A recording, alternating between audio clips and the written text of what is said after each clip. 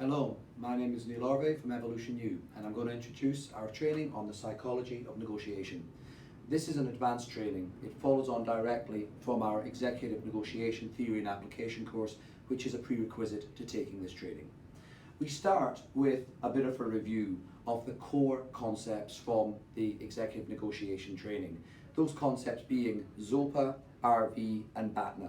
So we look into more detail on how we can get a better idea of the reservation value and the zone of potential agreement when in a negotiation scenario.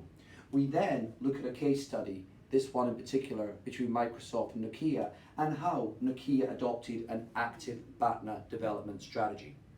Once we've done that, we move into the core section of the training, which is negotiation psychology. Now, this part of the training is broken into two. In the first one, we look at the biases that we confront internally. On the second one, we look at situations where we're having to negotiate with people that we really don't want to be in the same room with, but we have no choice. So let's focus with the first one and the biases of the mind.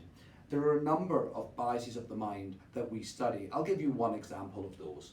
Let's talk about non-rational escalation of commitment, which is the second of the biases that we go into.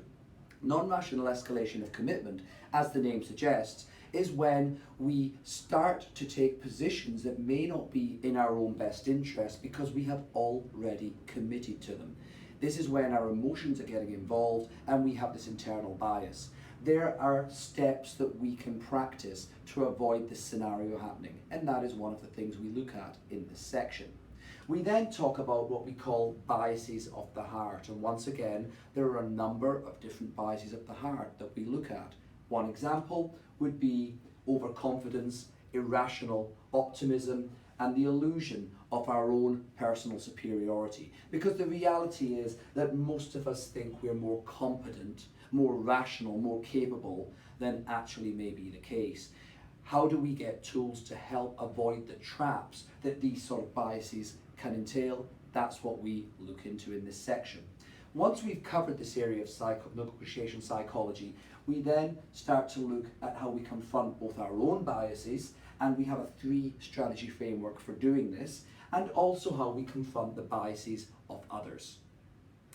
The next stage is to look at situations where we have to negotiate with people that we could consider, let's call them, for want of a better description, the enemy. People that we think are not worthy of our time, people we think have maybe betrayed us or tried to cheat us, but still we have to negotiate with them. How do we do this?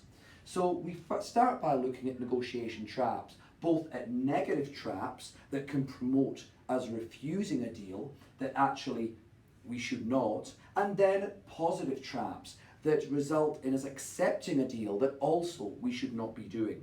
Once awareness of these negotiation traps has been given, we look at issues of recognition, legitimacy, or morality.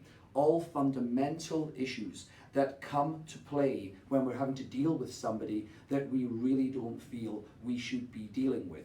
And to bring out these principles, we look at case studies from business and political history. For example, consider these two great icons of the 20th century, Winston Churchill and Nelson Mandela.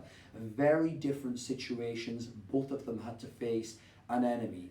And did they deal with that enemy? Churchill chose never to negotiate with Hitler, Mandela chose to negotiate with the ANC.